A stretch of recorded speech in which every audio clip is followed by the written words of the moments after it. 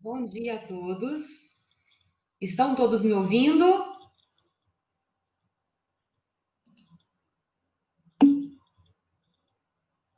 Ótimo. Estão me vendo também? Muito obrigada. Então, bom dia. É uma grande alegria estar aqui novamente. Eu tenho tido essa alegria de estar acompanhando, né, todas as palestras. Hoje já é o quarto dia. Tem sido muito rico para todos nós.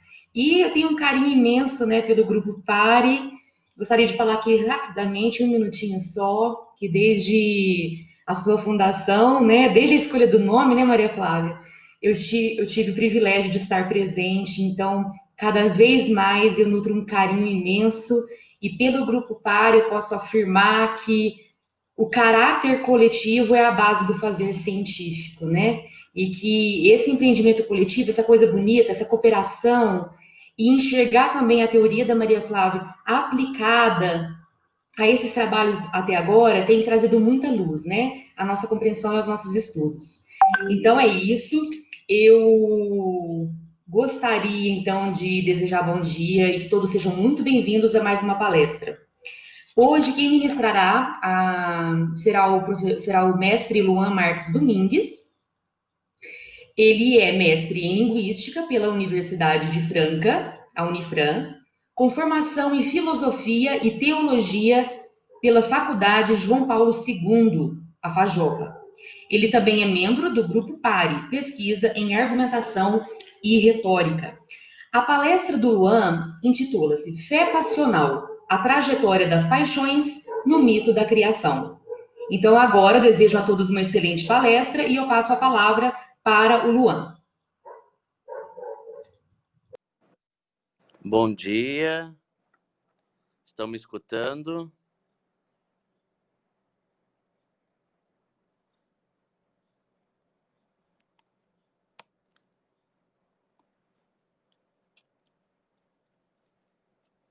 Me veem também?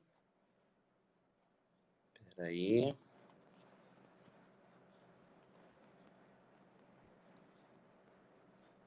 Ah, que bom.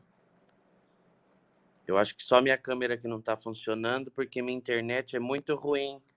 Eu moro basicamente na roça, então fica um pouco difícil. Vou tentar abrir de novo. De maneira especial, agradecer a oportunidade de fazer parte deste ciclo de palestras. Agradecer especialmente também a professora Maria Flávia pelo incentivo do estudo, pelo incentivo de estar na academia, de poder ter realizado o sonho de continuar estudando, de continuar investigando. Também agradecer ao Valmir, que é coautor comigo neste texto. Esse texto, alguns trechos dele fizeram parte da minha dissertação de mestrado, e agora a gente teve um olhar nele pela trajetória das paixões, que é a proposta da professora Figueiredo. Então, nós sabemos que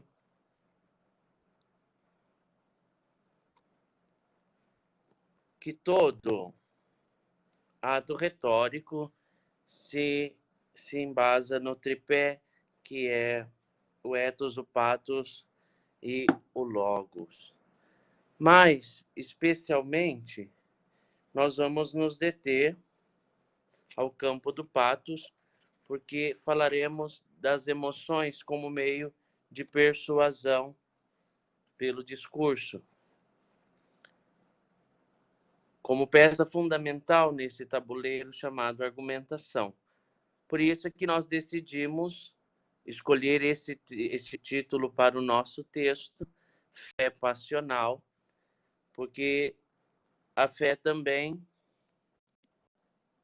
passa pelas emoções e a persuasão para a adesão à tese da fé da crença também passa pelas emoções humanas.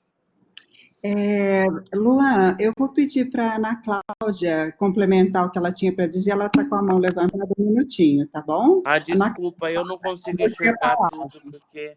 Ah, tá Sim, bom, desculpa. Pessoal, estão me ouvindo, né? sim, Ana Cláudia. Eu só gostaria de fazer uma correção, um acréscimo, pedir desculpas para todos. A palestra agora, Fé Passional, a trajetória das paixões no mito da criação, este capítulo foi escrito pelo Luan Marques Domingues, em coautoria do doutorando Valmir Ferreira dos Santos Júnior. Então, os dois que escreveram o capítulo, está bem? Peço a todos desculpas e gostaria só de fazer essa correção e esse acréscimo. Obrigada, Ana Cláudia. Volta então a palavra ao Luan. Fique à vontade, Ok, eu Luan. acho que pode... Obrigado, Flávio. Acho que pode seguir os slides, por gentileza. Acho que eu não sei Luan, mexer nele. isso. Ah, dei conta, eu acho, né? Isso. As paixões em um processo argumentativo são pontes que permitem a conexão e a proximidade dos homens por meio da identificação de traços deflagrados em comum. E daí nós vamos entendendo a perspectiva passional e a importância das paixões, do patos, no processo argumentativo. O que Aristóteles se dispõe, vai dizer meio explicitamente, a mostrar em sua retórica que as paixões constituem um teclado no qual o bom orador toca para convencer.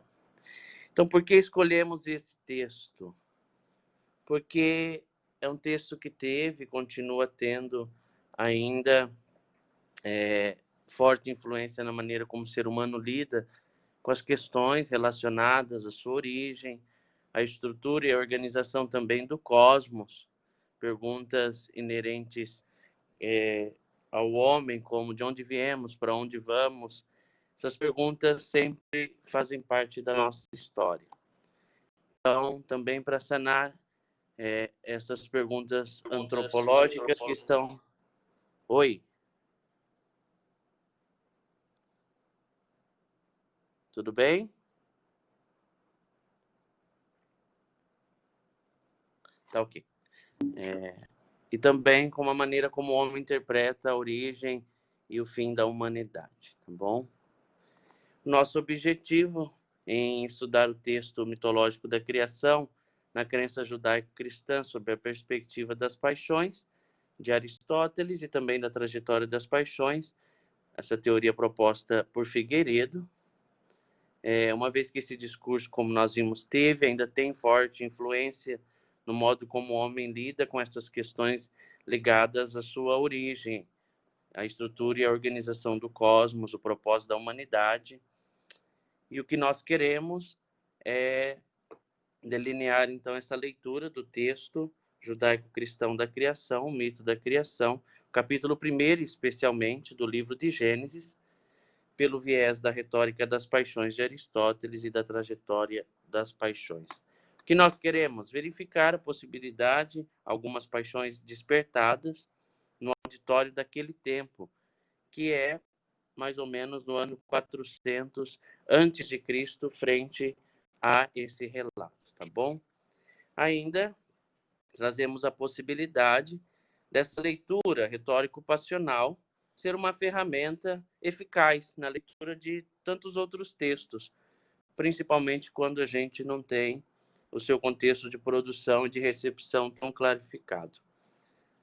Também acreditamos que essa leitura pode fazer com que o leitor se distancie das correntes de literalidade do texto e o faça perceber os múltiplos sentidos que o texto pode oferecer, tá bom?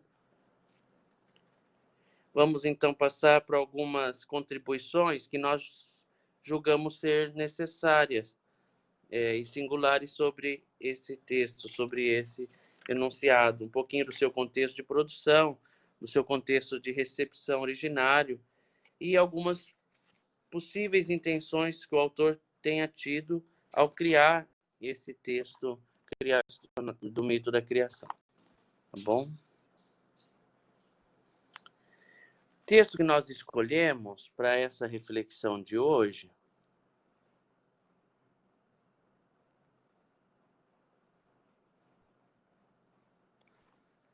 ele se enquadra dentro de um quadro maior de livros chamado Sagrada Escritura ou Bíblia. O teólogo biblista Mauro Strabelli, ele vai classificar a Bíblia como um conjunto de livros, uma pequena biblioteca, e de fato ela é. São 72 pequenos livros, todos paginados em um único livro, colocados de modo que se forme um único livro. Mas esses livros tratam de vários assuntos, foram escritos em tempos diferentes e surgidos de acordo com o dia a dia e as necessidades do povo da sua época de produção. Assim, a Bíblia é um escrito que reflete a história de um povo, nos mais diversos gêneros discursivos. Nós encontramos na Bíblia mito, novela, saga e tantos outros gêneros. Assim, a Bíblia é este conjunto de pequenos livros, com multiplicidade de gêneros narrativos, querem relatar, de certa forma, um pouco da história do povo israelita. E o que nós queremos é entender que dentro desse quadro maior existe um quadro menor, chamado Pentateuco, em que está imerso também o nosso texto. O Pentateuco são os 5 primeiros livros da Bíblia: Gênesis, Êxodo, Levítico, Números e Deuteronômio, que formam aquilo que os judeus chamam de Torá, ou livro da lei, os 5 primeiros livros da Bíblia. E dentro desse quadro menor, ainda especificamente, nós encontramos o livro que nós vamos trabalhar, que é o livro das origens, o livro do Gênesis. A palavra Gênesis, nós sabemos, de origem grega, quer dizer origem, nascimento. Assim, o livro das origens traz em sua primeira parte, compreende os capítulos 1 a 11, as narrativas referentes ao nascimento, à estrutura, à organização do cosmos, das coisas, do ser humano. Também traz a formação do povo de Deus a partir do capítulo 12 até o capítulo 50, que é o final do livro, a formação dos clãs, como tudo isso foi se desenvolvendo. Para Viviano, que é um grande biblista, a primeira impressão quando a gente lê o livro do Gênesis é que nós estamos com uma obra literária ultrapassada em mãos. As narrativas que ali encontramos parecem não corresponder aos problemas do mundo contemporâneo. Primeiro, porque não condizem com o critério de cientificidade que nós concebemos na atualidade. Existe uma distância real entre a maneira como nós pensamos e vivemos o mundo hoje e o universo pré-científico em que foi escrito o nosso objeto de estudo. O homem da pós-modernidade é marcado pelo domínio das técnicas, da ciência, da procura da veracidade dos fatos, muitas vezes, pelas comprovações empíricas. Esse é um dos critérios de cientificidade. Mas, quando pensamos no livro de Gênesis, fica claro que ele se insere em um contexto de produção muito longínquo do nosso, em que as narrações mitológicas eram o meio de disseminação mais comum de ideias e também do conhecimento, dos paradigmas vigentes de uma sociedade. E, além disso, tal meio de divulgação apresentava e estabelecia a visão do mundo e os valores culturais do seu tempo. Sem dúvida que aqui nós tratamos a ideia de mito dentro daquilo que a filosofia propõe, não como uma invenção, não como algo que não tenha sentido, mas, como acabamos de dizer, uma maneira de dizer aquilo que se acredita através de uma narrativa alegórica, tá bom? Esse texto demorou quase 1000 anos para que ele chegasse na forma como temos acesso hoje.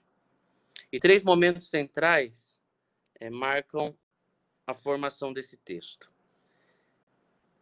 no ano 971 a 931, mais ou menos, antes de Cristo, é o período do rei Salomão. E é nesse período que nós temos as produções relativas ao pecado, ao paraíso, mais ou menos o capítulo 3º do livro. Os anos 800, 700 a.C. são marcados pela escrita da história dos patriarcas e de José do Egito. E o período de 586 a 400 a.C. é a fase em que o povo de Israel é dominado pela Babilônia. Existiram muitas dominações ao povo de Israel. E uma delas foi pelos babilônios, que colocou os líderes religiosos do povo em exílio. E é nesse período, então, que nós encontramos o texto referente à criação em 7 dias, o texto da nossa análise. Os capítulos iniciais do livro do Gênesis tratam do início do mundo, do cosmos, do homem. A intenção fundamental desse texto, ela pode ser de sanar esses questionamentos que são inerentes ao homem, questionamentos antropológicos. De onde nós viemos, para onde nós vamos, como tudo surgiu, como as coisas passaram a existir. Na tentativa de responder esses questionamentos, o autor então afirma a existência de um Deus supremo, poderoso e único, Deus, Javé, o Deus de Israel. E além disso, também estabelece a condição do homem diante dessa obra da criação. Ser necessitado de Deus, dependente de Deus. Com isso, nós vamos ver sempre a imagem de Deus com infinitude, com completude, e a imagem do homem sempre ligado à finitude, à incompletude, à dependência, à fragilidade. Essa narrativa da origem, capítulo 1, versículos 1, 31, capítulo 2, versículo 1, 4a, que é o primeiro relato da criação, é colocado por primeiro na ordem do livro, mas não foi o primeiro a ser escrito. Como nós dissemos, possivelmente no exílio da Babilônia, por sacerdotes que tinham uma intenção, possivelmente, de despertar os judeus que estavam no exílio para a sua identidade, para o valor da sua identidade, para voltar seus costumes, suas crenças, seus hábitos, que ao longo do tempo foram considerados nulos, foram sido esquecidos dentro do exílio. Foram se acostumando com a vida dos babilônios, com os costumes, com os hábitos, as crenças, e assim, distante da sua pátria, também foram esquecendo a maneira como viviam. E se acostumando, o que é muito natural, com o estilo de vida que agora estavam vivenciando. E o autor quer trazer ao povo esta volta, esse despertar para a identidade de Israel como povo. E uma das coisas que marca Israel como povo é sua fé. É sua fé num Deus único, completamente diferente da fé babilônica, politeísta.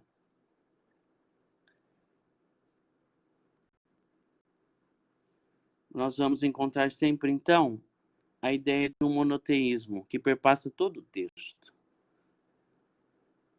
que tenta demarcar todo o texto. E também de que todo o resto é uma criação de Deus, dependência dele.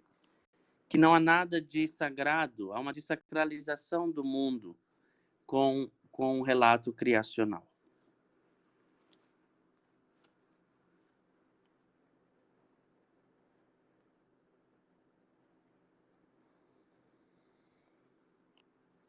Agora passamos de maneira efetiva à trajetória das paixões. Na etapa da disponibilidade, primeira etapa para o aflorar das emoções, é válido ressaltar as principais paixões aristotélicas que o discurso em questão pode despertar no seu auditório. Como aponta Figueiredo, a etapa da disponibilidade diz respeito ao espaço cognitivo que o auditório possui para sentir determinada paixão. E esse espaço é construído subjetivamente, por meio das experiências particulares, vivências de cada um dos sujeitos que vão compondo o auditório. Em vista disso, é preciso que a gente se atente a 2 pontos. O primeiro deles é que a disponibilidade não é criada pelo orador, ela é ativada por ele com o seu discurso. E também que não é eficaz ao analista discorrer a respeito das questões que justificam determinada disponibilidade a uma dada emoção. Porque tal processo é subjetivo e, em decorrência disso, diferente em cada uma das pessoas, em cada um dos indivíduos que compõem o auditório.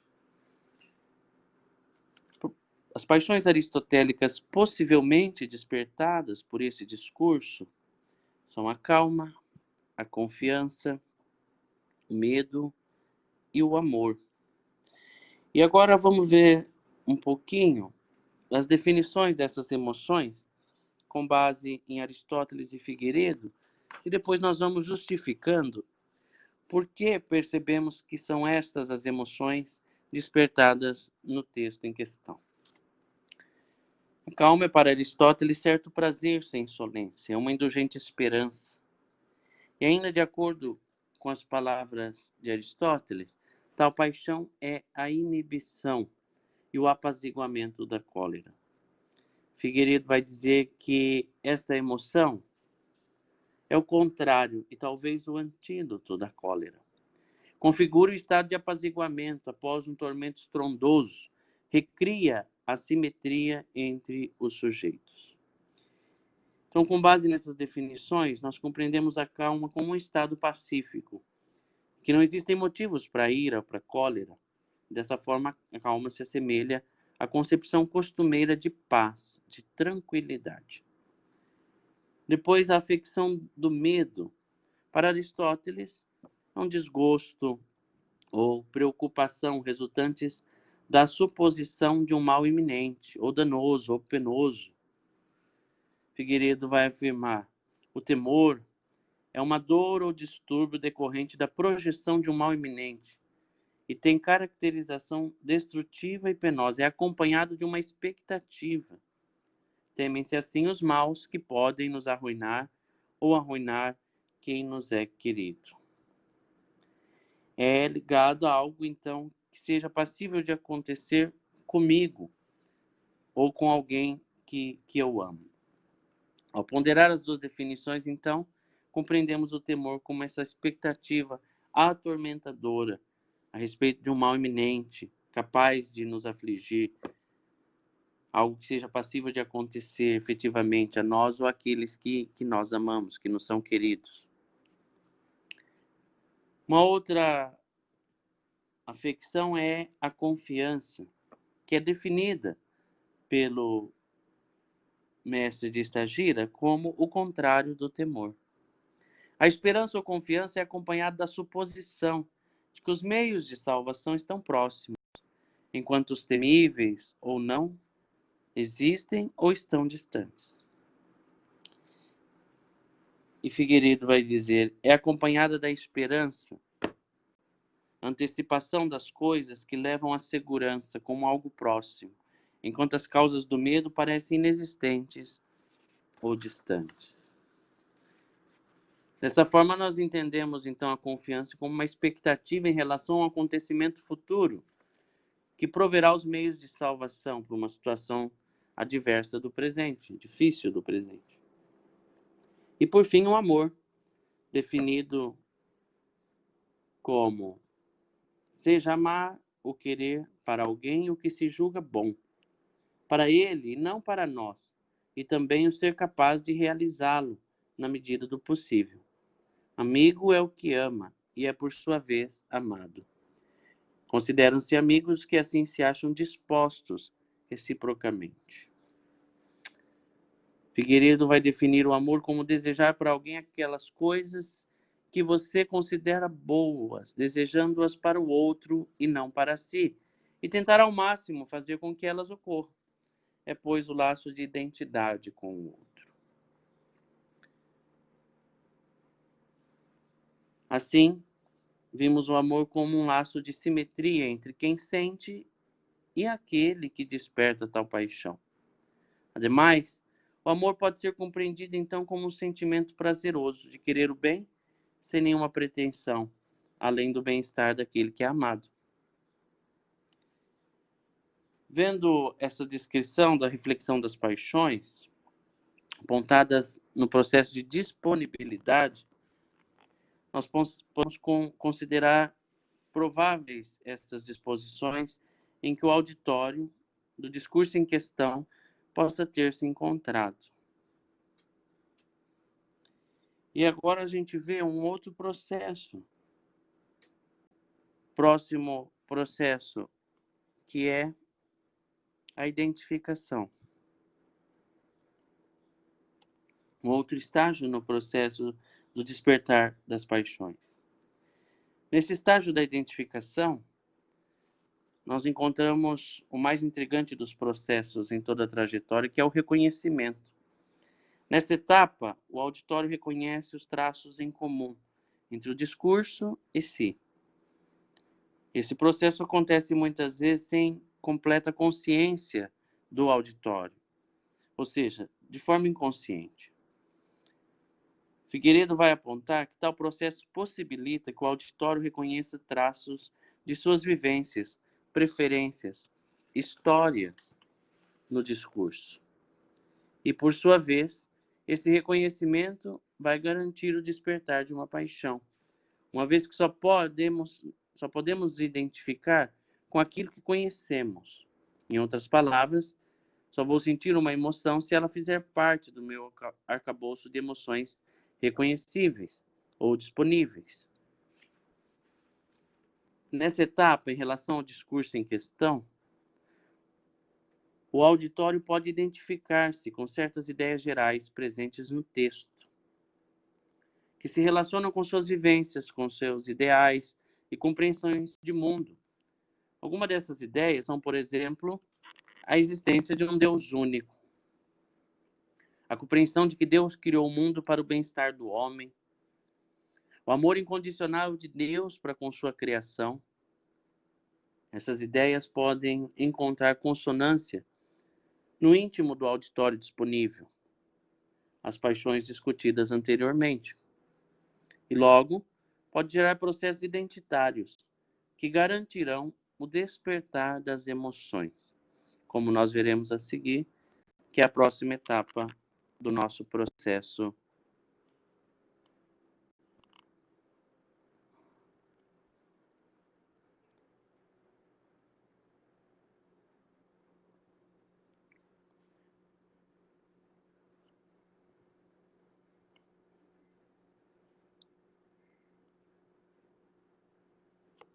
Aqui, o primeiro versículo, eu coloquei o primeiro dia para que a gente tenha um olhar geral sobre esse fragmento do texto, que é o primeiro dia da criação.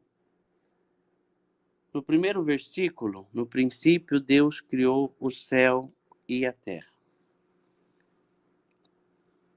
Já traz a questão da temporalidade no texto. A expressão no princípio marca o início da obra criacional em determinado momento da história. E tal fato pode nos remeter ao auditório disponível, a paixão da calma. Uma vez que ela é para Aristóteles certo prazer sem insolência, como nós vimos. O homem, ao se deparar com o princípio na ordem da criação, pode se sentir livre do pensamento de que o mundo em que ele vive é um caos primário, ou se tem emanado dele. E traz a esperança de que há uma organização do cosmos quista por um ser superior. Depois, continuando o texto, Deus criou o céu e a terra. nós podemos encontrar a ideia de um poder absoluto, denominado Deus, que possui uma vontade manifestada pelo verbo criar. E essa marca linguística pode levar a despertar a emoção da confiança, porque aquilo que está próximo de acontecer pode trazer algo de positivo. Ao pensar no transcendente, que demonstra sua vontade em criar o plano da imanência, o céu e a terra, tem-se a segurança de que a mesma vontade se estenderá ao cuidado das coisas feitas. Assim, para aqueles que possuem fé na teoria criacionista, há alguém, Deus, em que se pode buscar socorro nos momentos de dificuldades. Como vimos, a confiança é o oposto do temor. Isto é, o que inspira confiança é exatamente o contrário do que inspira temor. Assim, ao ter um ser superior que cria o mundo em que nós vivemos, por consequência que cuida de nós, é passível a compreensão de que sejamos confiantes em nossa existência e bem-estar, uma vez que alguém superior zela por nós.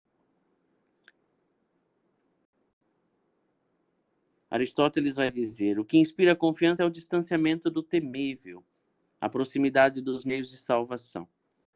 Igualmente, se há meios de reparação e de proteção numerosos ou importantes. Assim, vendo o fato de que Deus pode nos proteger, uma vez que se atenta por nós, nos construiu um mundo para que vivêssemos, as circunstâncias temíveis ou do acaso ou do caos desordenado que pudesse pairar sobre a origem do mundo e da humanidade são distanciadas pela paixão da confiança, que pode ser despertada em um auditório crente no mito criacional e na imagem de Deus existente na Bíblia. De acordo com a Figueiredo e sua trajetória das paixões, a paixão da confiança pode ser despertada no auditório que acredita na Bíblia, não como literatura, mas como um livro revelado por Deus, uma vez que ele possui a disponibilidade, o primeiro estágio da trajetória das paixões, como nós sabemos, para sentir tal paixão, já que detém a crença de que a narrativa bíblica traz de fato um relato sobre a origem de todas as coisas. Em ressonância com a proposição da autora, o auditório que crê no relato criacional contido no livro de Gênesis traz uma predisposição a sentir a paixão da confiança, uma vez que tal emoção, aliada à crença em relação à veracidade do que é relatado nos versículos analisados, possui espaço cognitivo para ser trabalhado pelo autor. Já o segundo versículo traz a percepção daquilo que existia antes do ato criador de Deus, o caos. Ora, a terra estava vazia e vaga. As trevas cobriam o abismo e o vento de Deus pairava sobre as águas. Esse caos aquoso é a total ausência de ordem, simbolizado pela terra vazia e vaga. Esta construção discursiva aponta para o fato de que o caos anterior à criação de Deus pode suscitar a emoção do temor, do medo, porque o cosmos se apresenta sem sentido, sem perspectiva de existir. Michel Meillet, no seu prefácio do livro 2 da Retórica de Aristóteles, define o medo da seguinte maneira: o temor pressupõe uma diferença, materializada por uma assimetria na relação. Tememos os fortes, não os fracos. Assim, o medo se apresenta uma diferença, um distanciamento entre quem sente e por quem ou pelo que se sente. Ou seja, sentir o medo, aquele que sente exprime sua posição de inferioridade em relação àquele ou àquilo que é causador dessa paixão, justamente por afirmar com o temor que aquele ou aquilo que é causador do medo detém poder suficientemente para causar algum mal. Dessa maneira, ao sentir o medo em relação ao caos anterior à criação, o auditório originário dos versículos de Gênesis afirma o poder hierárquico que o caos, as trevas, possuem em relação ao seu status enquanto ser criado por Deus, incapaz de se defender sozinho, sem o auxílio divino. Assim, essa pode ser uma das razões que justificam o possível medo que o auditório pode sentir em relação a este versículo que narra o caos antes da obra criadora. Agora, analisemos o versículo sob a ótica da trajetória das paixões. Tal perspectiva de mundo, como massa sem forma, ordenamento, é muito similar à mitologia do Antigo Oriente Próximo, segundo os biblistas pesquisadores. Este versículo nos diz que antes do ato criador de Deus, o mundo era massa informe, que existia como caos aquoso. Essa descrição do mundo está de acordo com a mitologia do Antigo Oriente Próximo para Viviano. Com isso, nós vemos uma intertextualidade com esse discurso. No Antigo Oriente também havia um relato criacional vindo dos babilônios, que era chamado Enuma Elish. Dessa maneira, para o auditório originário da narrativa de Gênesis, povo que precisava ser persuadido a deixar de seguir cultos e crenças politeístas para seguir a crença monoteísta de Javé, o Deus de Israel, essa estratégia da identificação, que é o estágio descrito por Figueiredo, pode ter sido uma estratégia muito eficaz para o processo retórico do texto analisado. Nós vimos que o intuito do estágio da identificação é fazer com que o auditório reconheça alguma semelhança com a paixão proposta pela tese apresentada, e alguma característica intrínseca que traz em si, ou seja, reconhecer algo da paixão ou contexto persuasivo que o remeta a algum traço seu. Dessa maneira, o orador de Gênesis, ao apresentar uma intertextualidade com um mito já conhecido do seu auditório, por meio de uma nova narrativa, uma nova tese que se apresenta desse auditório, pode engatilhar a trajetória que as paixões percorrem em sentido persuasivo, na cognição daqueles que se almejam persuadir, uma vez que ele insere traços narrativos do conhecimento do auditório. Dessa maneira, então, passíveis de serem recuperados pelo auditório, o que pode trazer a sensação de familiaridade e, por consequência, garantir o despertar de alguma paixão que corroborará a persuasão. Segundo Figueiredo, só há sensibilização porque houve identificação. O processo identitário é, então, o gatilho para o despertar das paixões. Dentro do nosso texto, como nós vimos, o primeiro ato da criação de Deus é a luz. O versículo 3º que nós estamos vendo. Deus disse: haja luz e houve luz. Isso nos permite observar uma possível intenção de apresentar o mundo como aquele que tem determinada ordem natural. Assim, a luz precede o restante da criação e vai permitir ao ser humano enxergar, que tem a percepção primária do que está ao seu redor. Pode ser gestada também a emoção da calma, ao suscitar a esperança de que o caos será eliminado pela obra da criação. E também do amor, por ter recebido de Deus, por meio da luz, a possibilidade de ver, de perceber a própria vida, a própria história, passado, presente e projetar um futuro. Nós podemos ainda encontrar no texto a expressão: Deus separou a luz e as trevas. Tal trecho pode trazer a percepção de demarcação temporal do dia, que é formado por luzes e trevas, manhã, tarde, noite. E além disso, é possível denotar também a imagem de ordem sobre o caos, que é trazida pelo discurso, que pode despertar mais uma vez a paixão da segurança. Nesse caso, a segurança de que o homem não precisa se preocupar com o que será de si, do mundo, e com as perguntas que nós vimos antropológicas. De onde nós viemos? Para onde nós vamos? Quando tudo começou? Essas perguntas serão sanadas pela demonstração de ordem, sentido do mundo, que é transmitido por Deus. Tudo está sob o controle de Deus. É Ele que dá sentido a toda a existência. No próximo fragmento está o terceiro dia da criação. O versículo 11.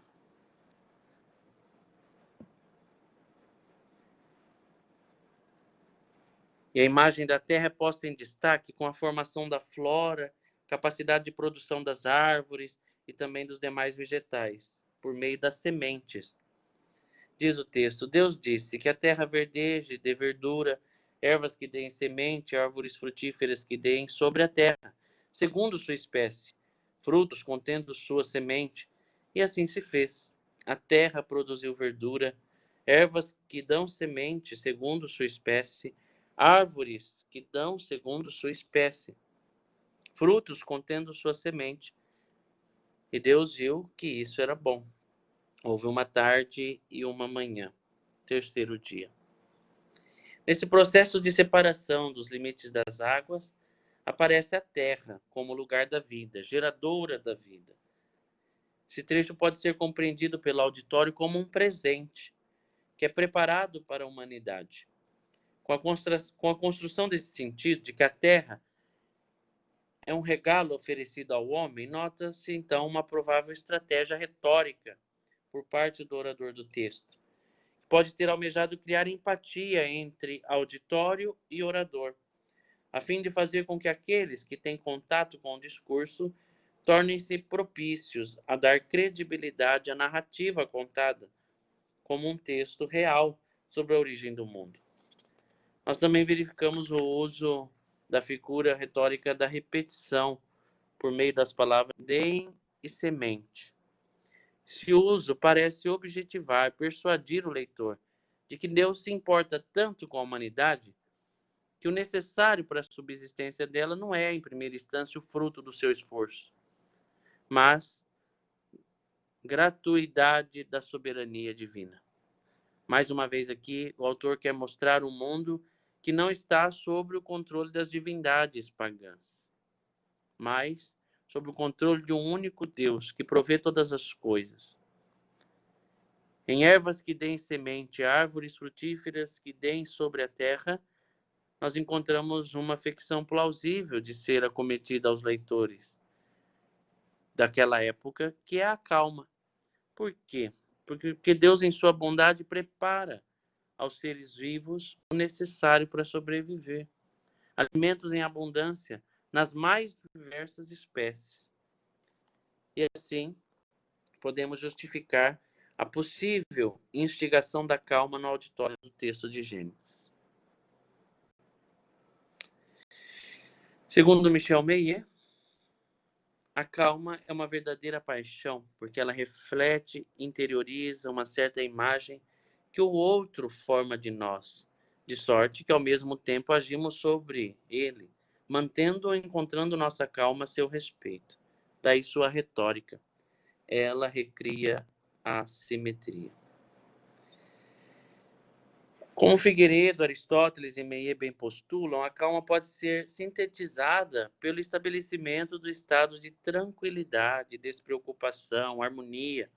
Ou seja, aquele que sente a calma não se encoleriza, não se torna aflito ou agoniado.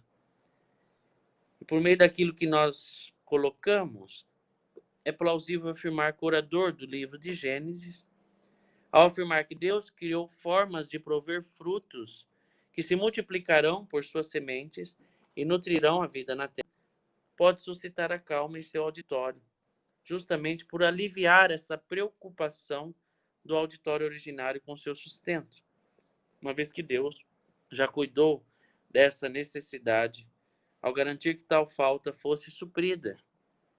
Logo, ao garantir que Deus, com sua criação, proverá os meios para manter a vida do homem, o orador, com sua estratégia retórica, pode encaminhar seu auditório à persuasão, aderindo à tese de que o Deus presente em Gênesis é o Deus que merece ser seguido e louvado. É um Deus verdadeiro, diferente dos deuses pagãos. A paixão da calma, justamente por exemplificar o movimento que as paixões produzem em nosso espírito, ela pode servir como modelo para a discussão do terceiro estágio da trajetória das paixões proposta por Figueiredo, O Despertar da Paixão. Nessa etapa, Figueiredo lança mão uma conhecida frase de Aristóteles sobre as paixões para exemplificar a função desse estágio.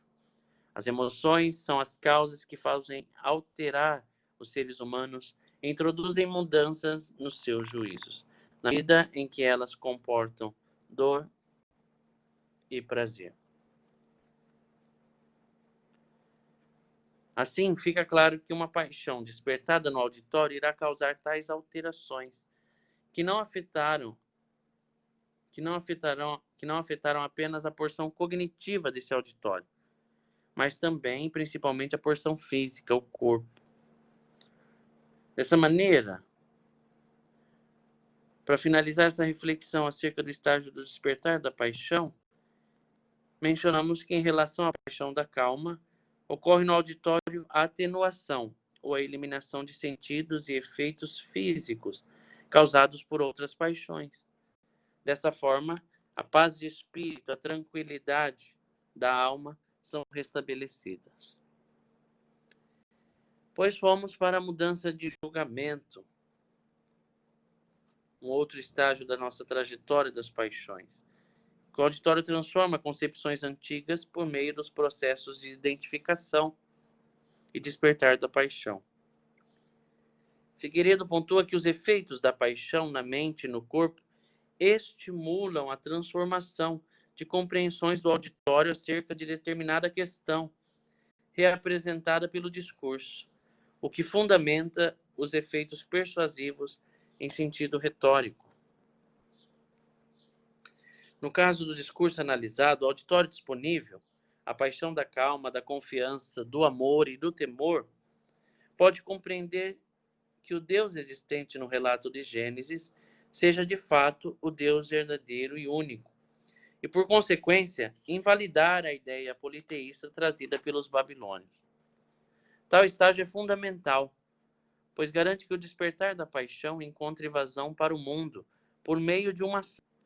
Ademais, a mudança de julgamento justifica toda a trajetória das paixões, uma vez que tal estágio funciona como uma ponte entre a evocação de uma paixão e o intuito do orador ao proferir o seu discurso.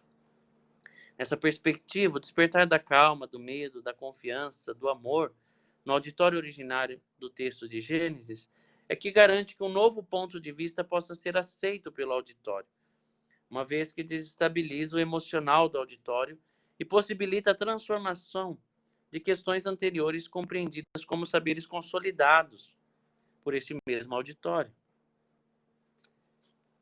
E assim, nós nos deparamos com o último estágio, que é a ação. Figueiredo apresenta a ação como estágio final que uma paixão percorre na alma humana. Como a autora bem discute, a ação é o intuito de qualquer orador quando profere um ato retórico. Portanto, a ação é a linha de chegada da paixão em sentido argumentativo.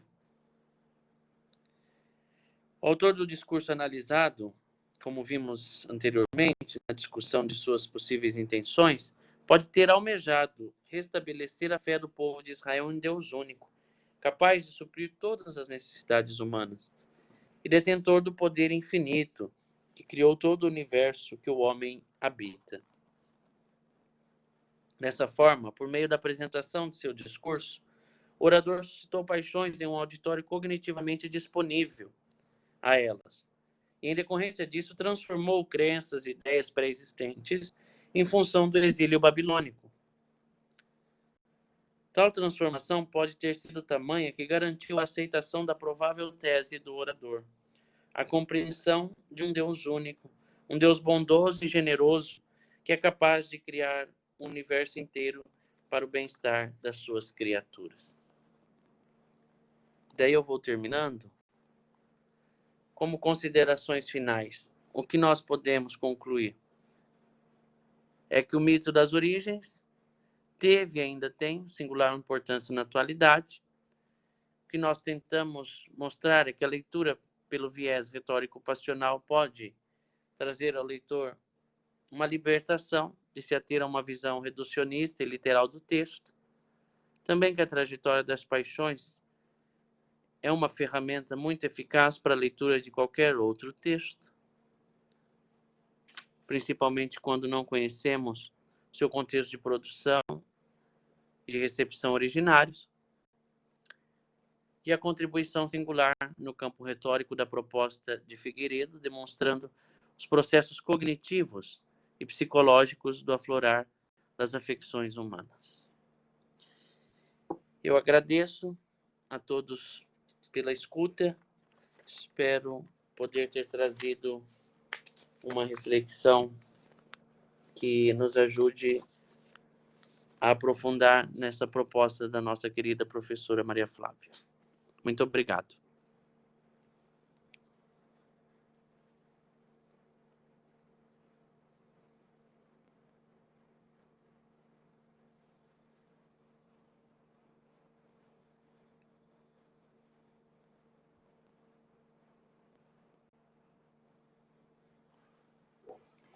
Passo então a palavra à Ana Cláudia, por favor.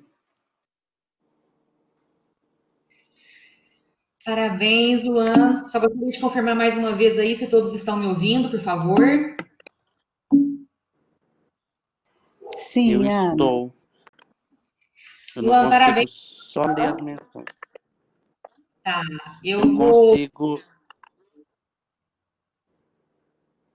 Obrigado. Agora eu escuto. Luan, muito obrigada. Agradeço em nome de todos aqui pela sua fala. O pessoal aqui, perdão, está te parabenizando. A professora Maria Flávia, a Priscila, o Alan, o Assir, o Giovanni, o Luciano, a Mariana, o Luiz Alves, o Giovanni, o Giovanni já tinha falado, né? Estão a Márcia, Pituba, parabéns, Luan, que pesquisa profunda e muito significativa, excelente.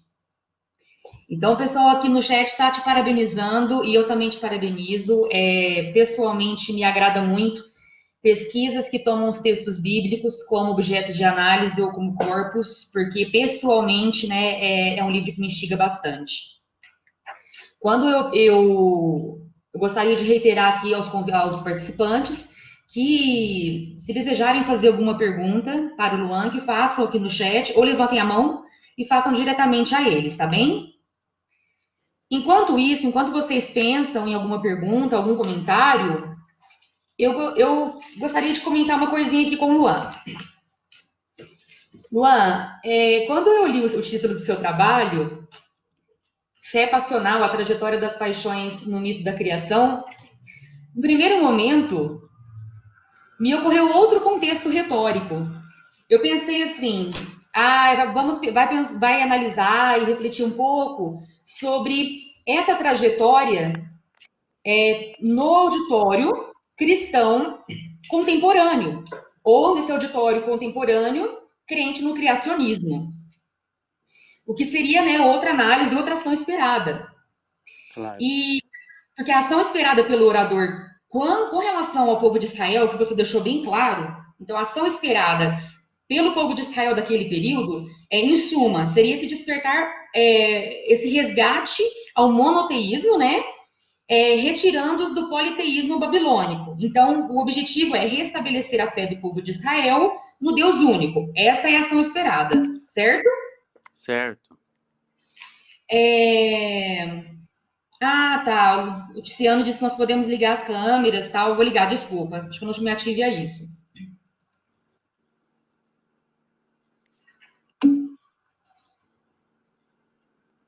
Tô aparecendo agora, Tiziano? Eu vou ver se eu consigo, porque minha câmera, eu moro na roça, não funciona direito. Ok. Eu vou falando enquanto isso, então. Aí, te vi.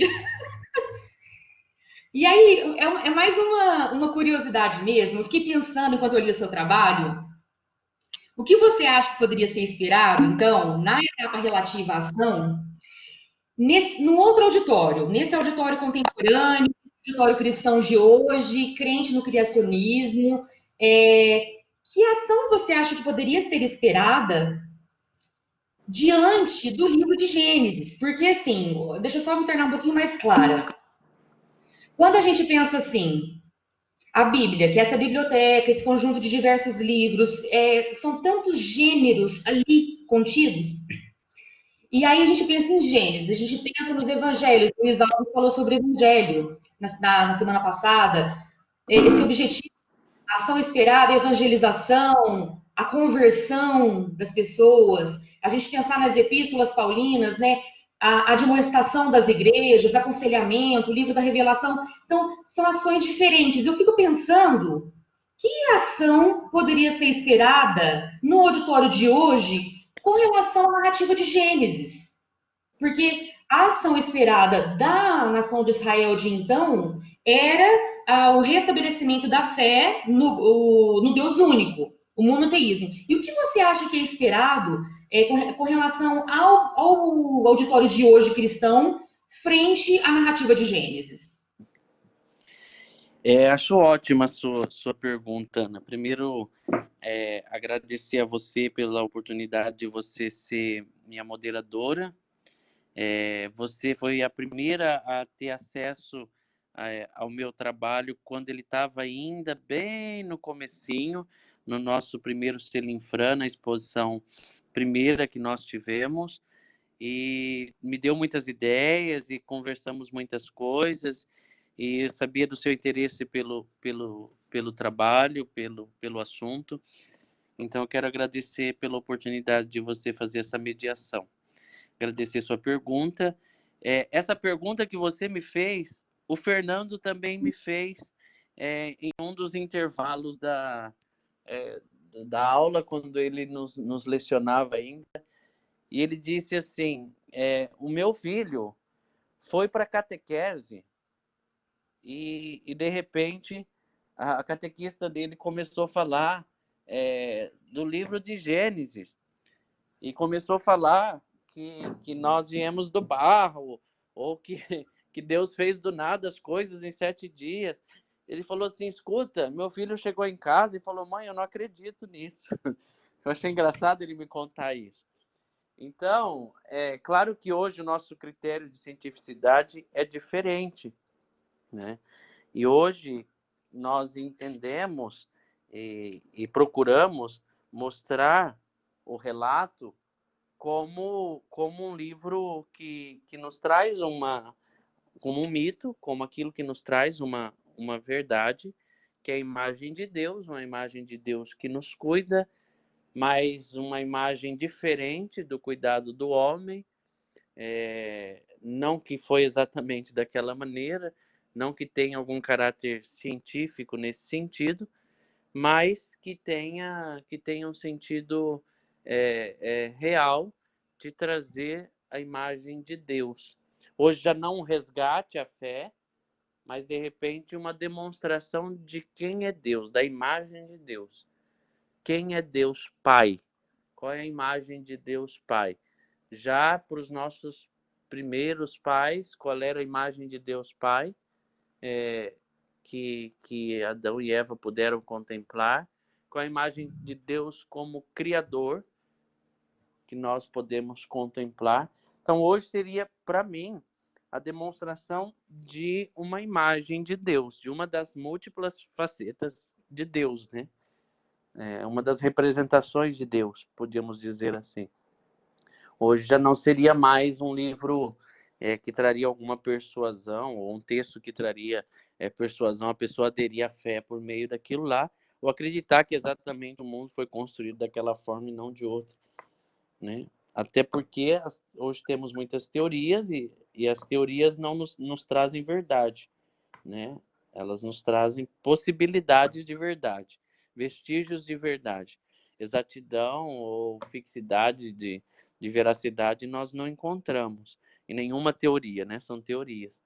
Então, também apresentar o criacionismo, mas em especial mostrar que é um mito, hoje o que a gente procura, apesar de termos ainda catequistas que dizem da literalidade do texto, nós procuramos mostrar que é um mito, que o mito traz, como qualquer alegoria, uma verdade de fé. E qual é essa verdade de fé? Uma imagem de Deus que cria por amor, que cria o mundo por amor. e que ama a humanidade a ponto de criá-la como ponto mais alto da sua criação, como cume da sua criação. Acho que hoje esta seria a imagem apresentada por meio desse mito criacional. Não sei se eu te respondi. Respondeu sim, Luan. Eu quero Eu não te sei, agradecer. eu não sei se você compartilha disso também, se você tem essa visão hoje também do mito. Sim, eu acho que existe um caráter alegórico, né, Uhum, como você disse, quando a gente pensa no Antigo Testamento, existem vários estudos que hoje, recentes, não só, principalmente, né, nos estudos de teologia, dizendo que muitas narrativas do Antigo Testamento são, de fato, alegóricas ou são tipologias, sombras e figuras de algo que viria depois ou que não deveriam ser interpretadas de maneira literal, né? E eu acredito que talvez a ação esperada é muito complexo, né? Por isso que quando a gente trabalha com retórica, de fato é necessária a delimitação, né, desse contexto retórico. Então, que auditório é esse? Porque se a gente pensar assim, num auditório cristão, ali o auditório da igreja, por exemplo, o auditório do grupo da igreja onde eu frequento. Muitas pessoas ali não acreditam que seja alegórico. Algumas pessoas. uhum, A questão dos 6 dias da criação, a questão de Adão e Eva, a questão de ter criado o mundo em 6 dias, de fato em 6 dias, e interpretam bem ao pé da letra. Outras pessoas não, mas depende muito do auditório, eu acho também, né? Para essa questão claro, claro. do texto bíblico e também da ação esperada. Mas eu achei tão interessante a sua reflexão no capítulo, porque eu confesso que eu nunca tinha pensado na narrativa de Gênesis desse modo.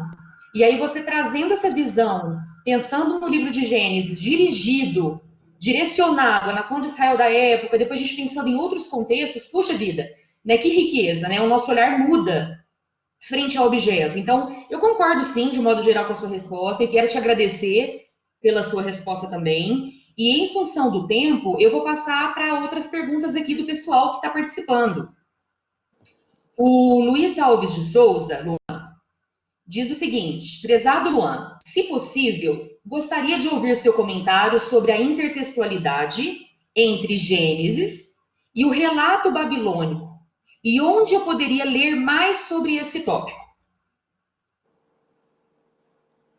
Certo.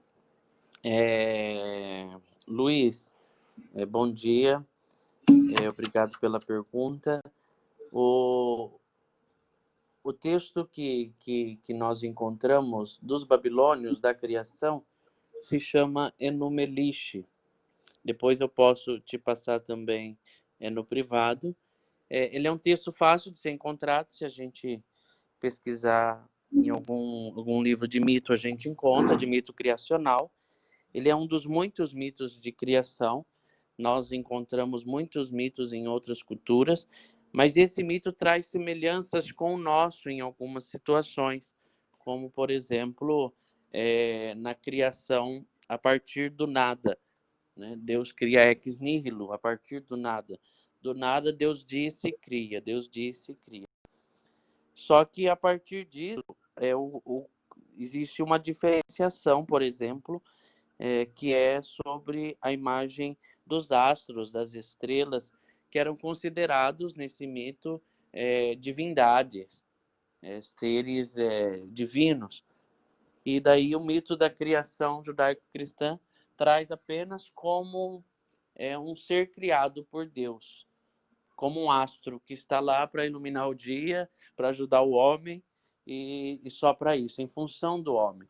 A diferença que nós encontramos e que pode chamar a atenção é porque a partir de agora a gente via o mito criacional de uma maneira. Eram muitos deuses, cada astro podia ser relacionado a uma divindade, cada ser criado podia ser relacionado a uma divindade, é quase um panteísmo, além de ser um politeísmo. E agora vem esse mito aí que diz que existe uma criação, que teve a criação do astro, que teve a criação dos outros seres, e que eles não passam de criação para servir o homem, em função da humanidade, em função de que o homem viva bem. Então, daí que a gente encontra, apesar da intertextualidade, também essa chamada de atenção, esse uso de chamada de atenção por parte do autor, essa mudança de tese que ele apresenta para o seu auditório.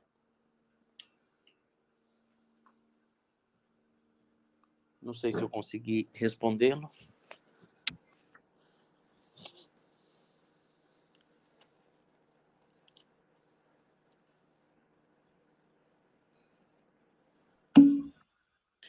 Mas Sim, também Luan. Campbell, a professora Maria Flávia, na época, me indicou O Poder do Mito de Campbell, de Joseph Campbell. E ele também traz muitos outros mitos de criação em seu livro. Também é um livro que você pode recorrer, um livro antigo, você vai achar só em sebo, porque eu acho que não tem mais edições dele atualizadas, mas é um livro muito bom, uma tradução até que boa para nós. Obrigado.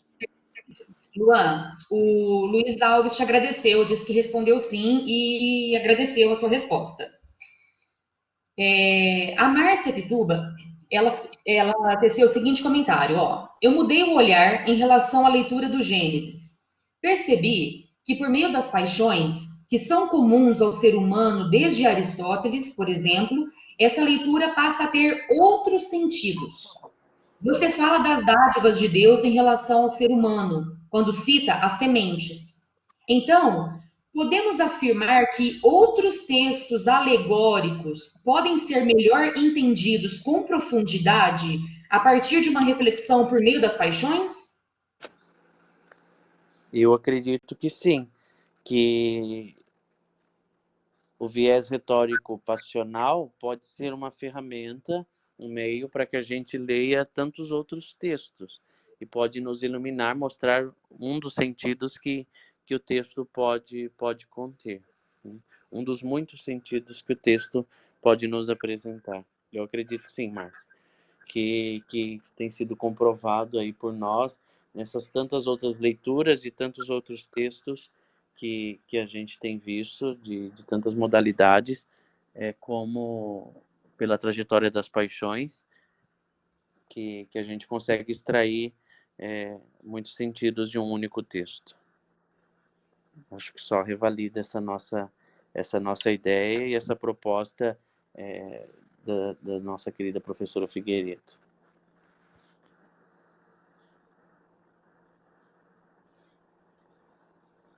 Certo.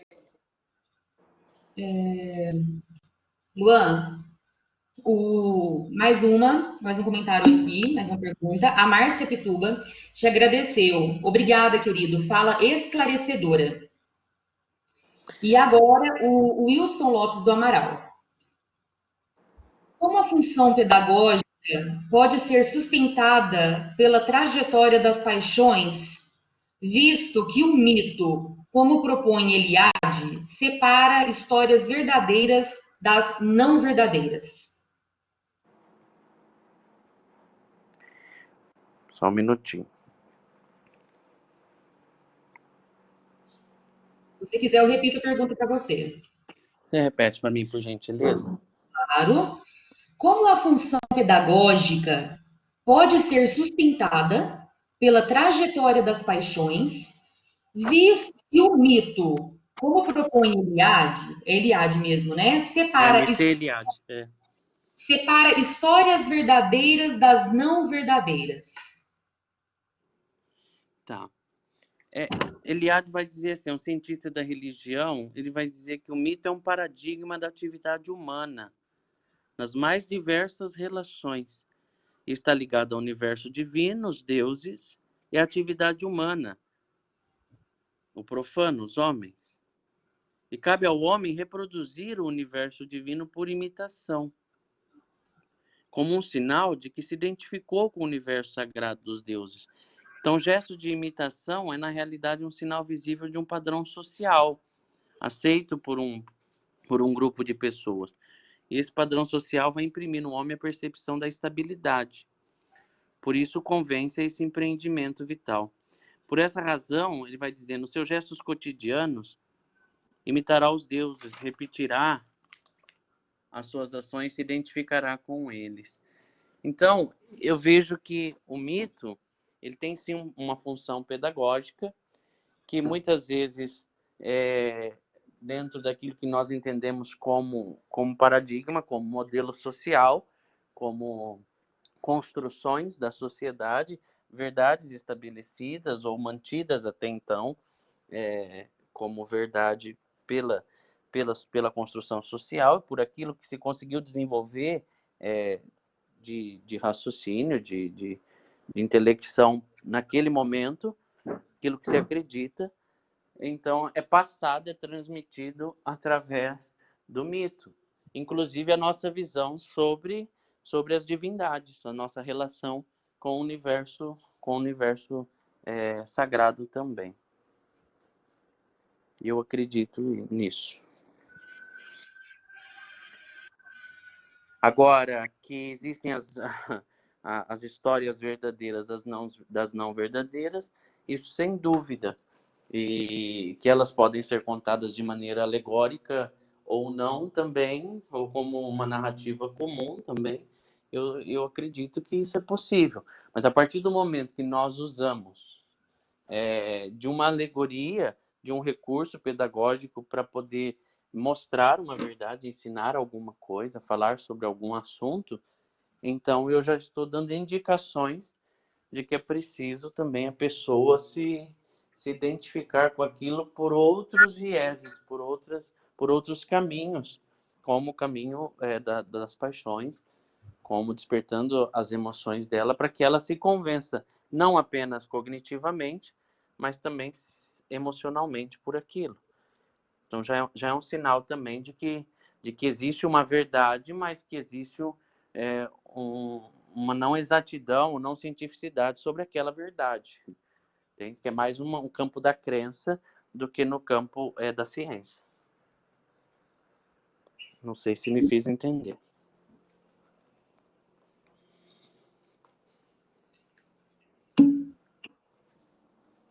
O Wilson comentou aqui que na identificação ela admite é verdadeira.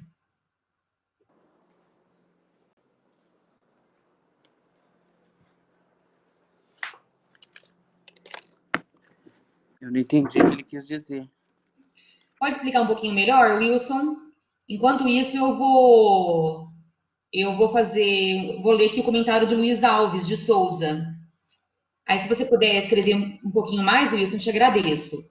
O Luiz Alves de Souza, Luan, escreveu o seguinte: penso que sobre a função retórica, um orador pode usar os mais diversos gêneros, independentemente do juízo de verdade ou não.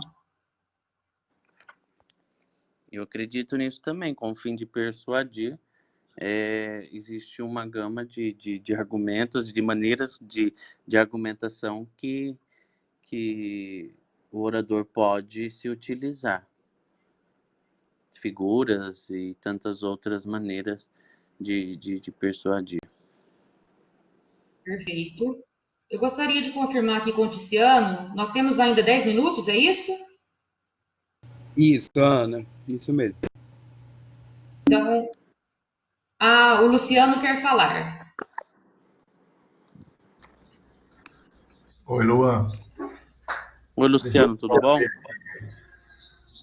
Aí. Vou abrir a câmera aí também. Luan, gostei demais da sua apresentação, com muita tranquilidade e aumentou a vontade e o desejo de ver a sua tese de mestrado, porque eu imagino quão eu participei da sua apresentação e qualificação e aquilo já me impressionou. E agora, nesse aspecto que você colocou, me passou a maneira como você colocou, despertou a paixão da tranquilidade só de ouvir você falar. Só de ouvir você, como você coloca isso. Bom, isso é só para você, um comentário. Há um tempo atrás, acho que faz uns 10 anos, eu vi uma matéria na Veja. Pela primeira vez eu tinha visto uma matéria na Veja fazendo uma relação da criação, do ponto de vista científico, dos bilhões de anos. Eles fizeram um gráfico criando uma relação com o livro do Gênesis. Eu achei muito interessante isso, porque eles colocavam no primeiro dia, no segundo dia, no terceiro dia, até o sétimo dia, no sexto dia.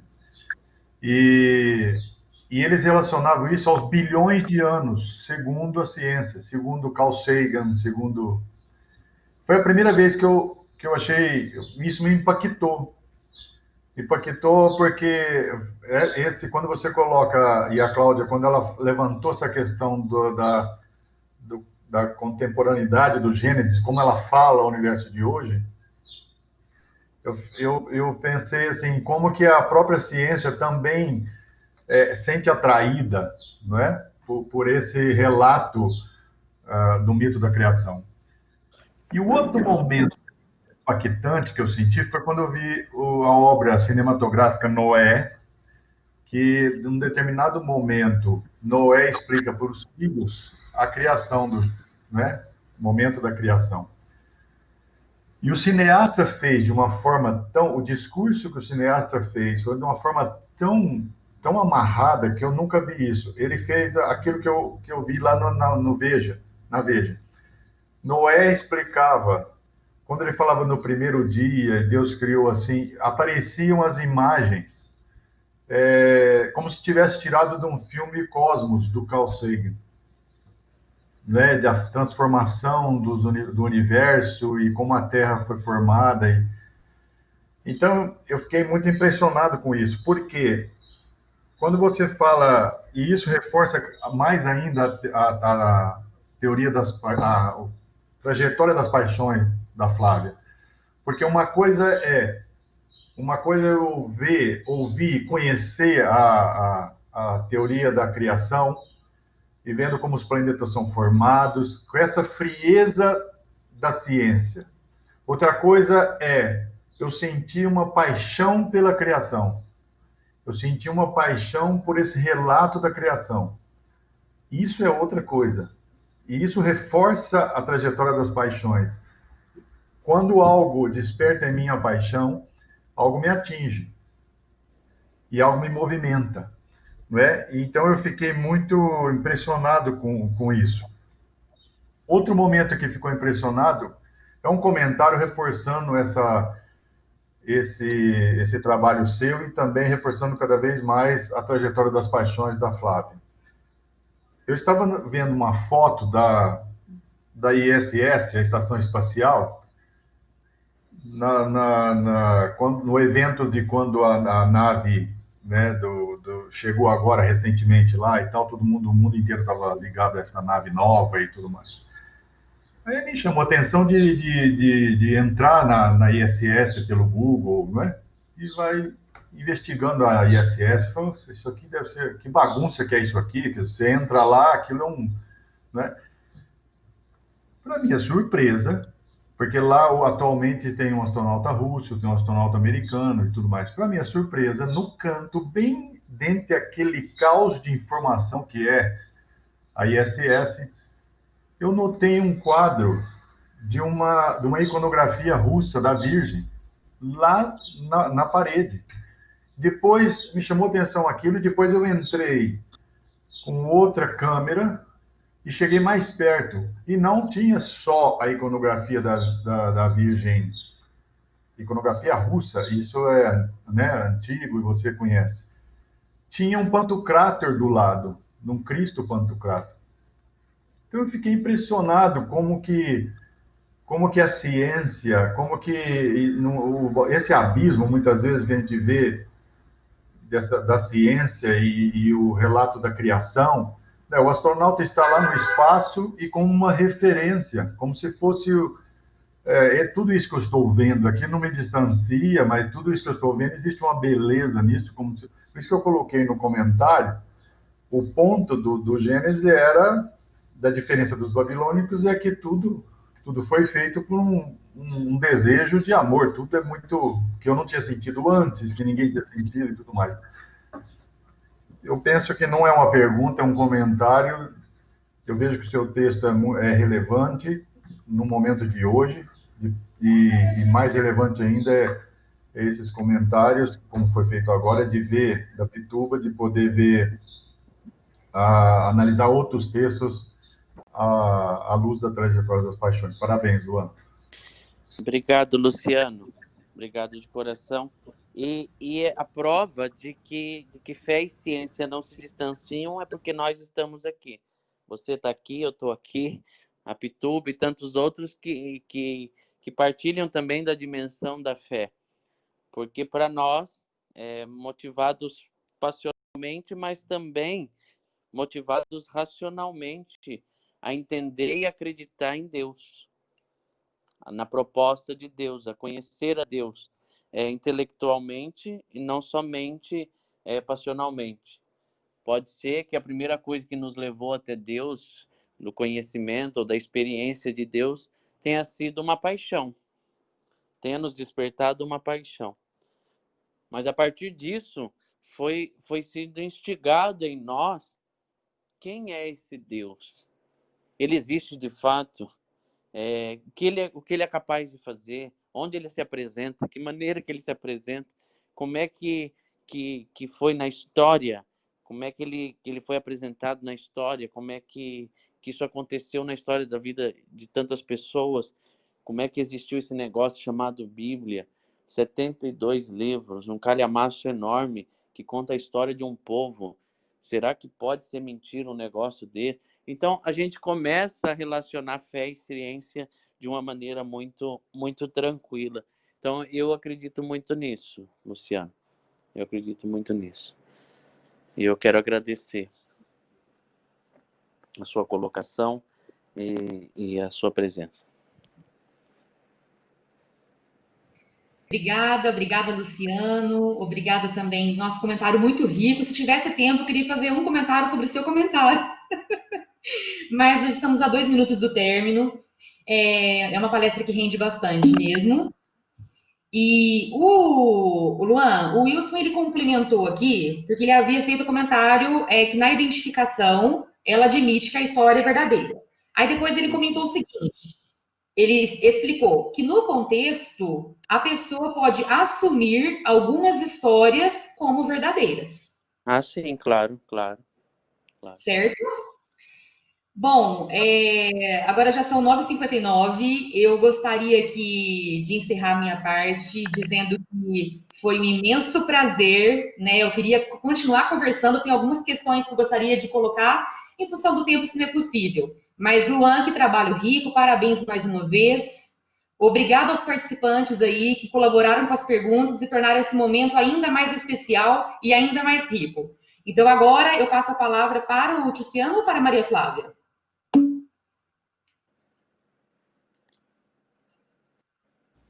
Eu creio que é para mim. Muito obrigado, Ana.